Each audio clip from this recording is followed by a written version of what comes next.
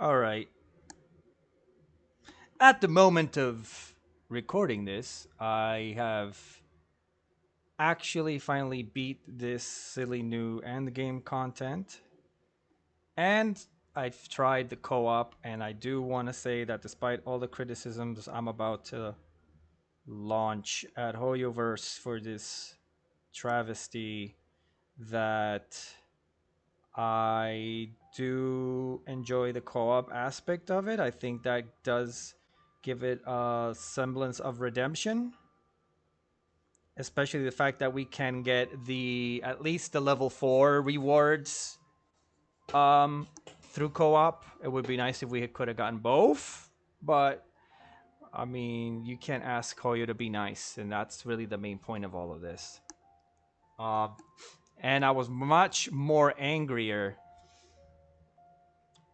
before I finally beat this level 5. However, if you look at it, my Hyperbloom team barely made it by 2 seconds. My Varesa Overload team barely made it by 3. The Skirk team was fantastic. It didn't perform super great, but Skirk's not wasn't fully built at that time, and as you could tell, Escoffier is level 80. So, what do I have to say about this new mode? Man, it just shows you how much Hoyo kind of hates us, right? And disclaimer: the people that suck Hoyo's butt are gonna keep sucking Hoyo's butt no matter what criticisms we make. And the people that are F2P players bragging, they just prove that the real satisfaction you get in Genshin is by exploiting the low investment players who still want to participate. I'm not saying that's every F2P player or every player. I'm saying in general, everybody was coming out on the app and going, "Oh, look at me, look at me, look at me. I did it. I'm F2P." Like, bug off with that, right? Cuz this is insane. And there's people that have already posted the amount of HP inflation going on this endgame. When all you can do to make something harder is just keep increasing the HP rather than giving us something actually challenging, it's stupid, right? And I've played recently with someone and I was like, what's up with this guy's Arlecchino? And then when I look up his stuff, he has a C6 Arlecchino. So, like, you are just rewarding, not even really rewarding, because you're also punishing the people that are whales in your account, because we'll get to that part. But let's start with number one. First, you create a challenge mode where level 4 already has more HP than bosses do in floor 12 of the Abyss. You create a new mechanic for the Tulpa that is stupid and a nuisance. It doesn't really elevate the challenge or require skill. It's more brute forcing and running around or having the key characters to do it. You purposely prevent co-op in level 5 when that's where most mid players are going to need it. You gatekeep the Dust of Enlightenment behind DPS checks that the players who need it can't access, and the ones who can are mostly going to store it for a bad day. Or you have to spend 1200 resin farming these awful bosses, boring bosses, which we already had to do like 24 times to level each character that needs them in order to get a free Dust of Enlightenment. And guilty as charged, I did do that. Because what else is there to do in this game end level than keep grinding for artifacts that suck? You force us into specific comps, all of which demand 5.0 meta characters to excel. Look at the Exalted ones. Older units will only have a chance if they have significant investment, and even that's a slim chance. How is it that my Skirk, Escoffier, Farina team can breeze through the content with minimal investment? It was the only team that I had no problem the whole way through, while all my other characters are struggling. My Skirk at the point of doing this was only her talents were only 8, and her artifacts weren't even leveled all the way. Not to mention, I don't have great artifacts on her. I have decent, they're mid. She is probably my best crit value character, but that's because I literally gave up on Raiden even being anything more than Hyperbloom because she's so behind Varesa now at this point, right? that what's the point? And she had my best artifacts. So Raiden has congratulations. Skirk and Changling have um, absorbed, inherited Raiden's great artifacts, which is still not the best compared to other people. But they were damn good. Um, you're tailor making the bosses to fight new character units, right? So we got the Skirk Escoffier needed for the new automaton. And then, of course, Mavuika Sitlali for Melt, which we will get into my Mavuika sucking balls, even though she's a top 12% overload Mavuika. I don't get it. People were talking, oh, in Mavuika, you can vape the Tulpa. Well, my Tulpa did not vape at all. It was pathetic. You purposely avoided anyone being able to use Nuvolette, which is arguably the most popular DPS in Genshin history. You've made Raiden obsolete, Hu Tao negligible, Zhongli a distant memory, Nahita's reduced to her element, and you created a Pyro Archon who is worthless without Natlan characters and whose fighting mechanics are clunky, if not simply ridiculous. I never really liked Mavuika's kit, but I gave it a chance. I wanted to think it was cool to have the motorcycle thing. It's stupid. It's ridiculous, and it's obnoxious, and it doesn't work for me at all. And I used to not like Gaming. I rather use Gaming because he's the only other like melt DPS that we got. And I have a Hu Tao. I got to keep working on her, I guess. I'd rather use Hu Tao as well, but I don't have her C1. And we all know we need her C1. When's the last time Hu Tao got rerun? I think that's when I pulled for her. I think that was during Fontaine. I miss the simple yet articulate days of Sinshou's kit, despite the ER trap. You know, it was frustrating, but it made sense. You could work with it. You could find ways around it, and you could make it fun and work. He was a difficult character, but a great one. And he has so much quality of life without you needing constellations, although constellations are always great. The arc fountain the arc fontaine mechanics that we could mostly ignore those. Like they really were negligible. But Natlan demands that we enslave ourselves to Night Soul mechanics that are unnecessarily confusing and annoying. Now you have to add movement mechanics with Yansan, which I thought she was supposed to replace Shilonen on the Mavuika best team. Not in my world, because Shilonen front loads the fighting spirit that she needs. So we've gone back to Inazuma with its dedicated supports that are good for only one DPS, forcing you to get that DPS even if you don't want it, and it's going to be replaced in the next version of the game anyway. Power creep is the only game in town now. Instead of getting creative with the bosses and the challenges, they just raise the HP level and provide advantages to the new characters by which only the DPS check can be met unless you're a meta slave. It's gotten so bad that the events that are fun are the ones that have nothing to do with the game's actual base gameplay. It's a shame because for the most part the characters are interesting and so is their design, even if their kits suck. I mean, I like Lynette. I like her personality. I think she's funny. I think she's cute. She's interesting and quirky, but there's no value in building her. Who used her in Stygian Onslaught? Nobody. I did a lot of horizontal investment early on, and it helped me in Imaginarium.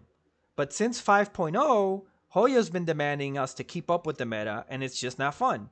Abyss was bad enough, but now Stygian is like somebody constantly spitting in your face for even playing this game.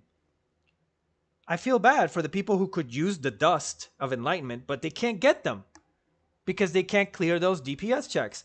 The music of the game is beautiful. The world is diverse and exotic. But when you do these type of things, instead of rewarding us, you're making us not want to play the game. I almost rage quit over Stygian. And I spent a ridiculous amount of hours after seeing everybody going, on the Hoyo app. Oh, I could do this. I'm F2P, blah, blah, blah. And I'm like, you're F2P, but you have a C2 this and a C3 that. I almost rage quit, and I spent way too many hours forcing Hyperbloom and forcing Overload because my Mavuika sucks. Did I say that yet? And I built her right. I couldn't even use Mavuika. Everybody used Mavuika on this. Mine sucked balls. And if you look at her, she's top 12%. What gives, Hoyo? And I gave her the mailed flower for Elemental Mastery. So when things like this happen, you want to give up. It's the Sunk-Cost Fallacy for me. That's always been my weakness. And that's what this gets to, right? And I haven't quit yet. But if I had not done this, I probably would have. I spent way too many hours just trying to force Hyperbloom and this Versa Overload to do it. And I used a lot of Favonius weapons, y'all. I had to put Favonius on Nahida. I had to put, and I'm keeping Sack Sword on Alhaitham because his cooldown sucks. I had to put Favonius on Bennett and on Shavraz. And Shenhe already had Favonius. Like, you need Favonius because they don't want to give you the bursts at the beginning like in Abyss. So word to the wise if you're going to do it. I'm not doing this shit again. Level 5. Level 4, I'm pretty sure I'll be able to clear. Level 5, you're not going to get the credit, the rewards if you do it co-op. So I'm going to maybe try it once and that's it. I'm not busting my balls over this anymore. And that's depressing because I invested quite a bit on my Alhaitham, my Nahida, my Varesa, my Farina, my Escoffier, my Skirk. It goes on and on. My Nuvolet, my Hutao, my Yelan. Like, dude, what are you doing? My Navia. What are you doing to me? Why should I try and keep grinding these stupid artifacts that drop horrible if this is how you treat me? If Stygian is meant to encourage co-op, you're doing it wrong. Now, I said that before I tried the co-op. I do feel that the co-op is kind of cool. But it's still lackluster. Give us an actual co-op content where where building the team is actually worth it, like an MMO. And I think this is in general my complaint about co-op in Genshin. Where building a team is actually worth it, like in an MMO, or where the mechanics of the content make us work in teams or competitively. When you play co-op now, everyone just wants to be the DPS. Nobody's thinking about the boss mechanics. And the one who does, like me, is always forced to play the same character to give the team the best chance at winning. I've saved many co-op teams with Navia fighting the Norwal or Bennett fighting that Primal, I forget what it's called, the one from Natlan, because the best co-op content so far has been in limited events that never come back. Stygian is not the way to encourage it. I'm glad that the Dire Cosmetics reward lasts 41 days, and that's the best example of what I'm saying about how Hoyo wants to punish us for doing well. You're a whale. You spent a lot of money getting constellations, building your characters so that you can clear the most craziest content, Dire, and all they give you anyway is cosmetics and they're not gonna last. I've never heard of that. You don't keep the cosmetics? Because that's undeniable proof of what I'm saying. Even if you can achieve it, Hoyo is penalizing you for it on the back end. And this is what they always do. I'm not talking about the game developers. The game developers, kudos to you. The people coming up with the stories and the themes, they're getting better and better. Like, they have good messages and the development. Like, the people working in that company work hard. But the people behind the strategy of making money are just greedy. And they're somewhat sadistic towards us. And it's like, why? Why would you penalize? Why would the game developers are trying everything to keep us playing your game, and you find ways to do the opposite, to undo all of that? You know? Last things about it in general, like, the exploration is mid. The story quests in general were mid. They're getting better, in my opinion, with convoluted, lengthy dialogue. I think lately it's getting better. Escoffier, Mizuki, and now Skirk, their story quests have been less wordy, less blah, blah, blah, blah, blah, talking me to death. Although there's always some element of that. And I understand. They're trying to tell a story. And there's not a lot of context for every single character. But traditionally they're mid and they're lengthy and obnoxious. I think the anecdotes is a great idea. The anecdotes, I love it. I spend a small amount of time with a character that I run into in the real world as if it was real immersive, a reality immersive type of thing. And I spend a little bit of time with them. I find out what they're up to, and I move on with my life. I like that, and they give me primos for it up to a certain extent. Okay, but the other stuff, the other quests, they just really they suck. They're just too much. There's small investment into the animations. I don't know if people have noticed that. The silly events, they require you learning a bunch of crap for an event, that minigame that's going to last 10 days. That gets annoying. It's not always the case. And the endless grinding for artifacts with RNG in the selection of the artifact, meaning how it comes out, how it pops up, what substats pop up, and the rolls, right? Because it doesn't matter even if you get good substats, are they going to roll? And the only thing that we've had up to now, which are the elixirs so we can craft, and now the dust of enlightenment so that we can re-roll with some basic guarantee, right? Offering a chance to craft and re-roll with still few guarantees. 2 guaranteed rolls ain't shit, right? It ain't shit. 2 is not enough to make a good artifact. We all know that. And these are gate kept. All of these things are gate kept so that the ones who need them the most, the players that are mid, don't understand what they just got themselves into, they can't get them.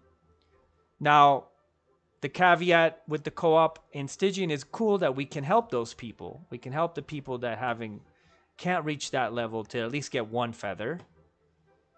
But yo, like, why do you keep penalizing us? I don't understand. And if you watch this footage, you see like Skirk again. That team, first time, no problem. All these other teams, I tried all different types of varieties. You'd think they were built like crap. They're not built like crap. They're not top 1. And my Nuvalet, who's a top 2, couldn't even use them. I know there was a way I could have. I tried it with the Lava Dragon. It just didn't work. So there's a sunk-cost fallacy in playing this game, and I'm still playing into it. I know we all are, because we like the characters. We like new characters coming out. I like elemental reactions, and I like the community. It's a nice community for the most part. I mean, but if this continues to be a thing, I don't know that I'm gonna get past Nodecry. But that's my rant on Stygian Onslaught, for what it's worth.